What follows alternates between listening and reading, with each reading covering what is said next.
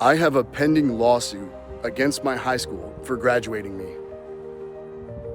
Okay, not really, but I should. They completely launched me out into the world and I was woefully unprepared for it. Anybody who knew me back then knew that I loved to have fun, I loved to joke, I loved to play sports, but when it came to academics, I didn't care. I was unfocused and undisciplined. And here's the thing, if I can figure out real estate, so can you. In fact, what I've realized after flipping 1,000+ homes is real estate is simple. Now, the application of it is sometimes tough, I don't wanna lie. You pucker up a little bit, you have to take risks, but the process, what you do is so simple. Check out this house. Most of the time, when I buy a house, I gut it all the way down to the studs. New floors, new electrical, new kitchen, new everything. Basically, I'm resurrecting a property from the afterlife.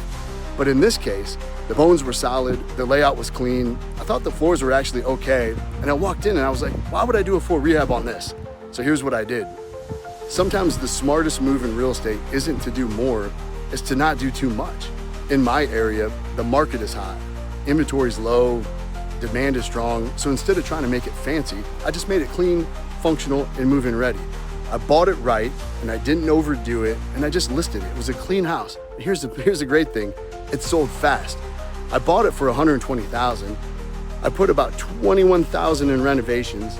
I sold it for $219,000 and I made about $54,000 in profit. Not bad for a flip that I just owned for a month and a half. Not every flip has to be a war zone. Sometimes you just have to get out of the way and let the market do the work. Love y'all.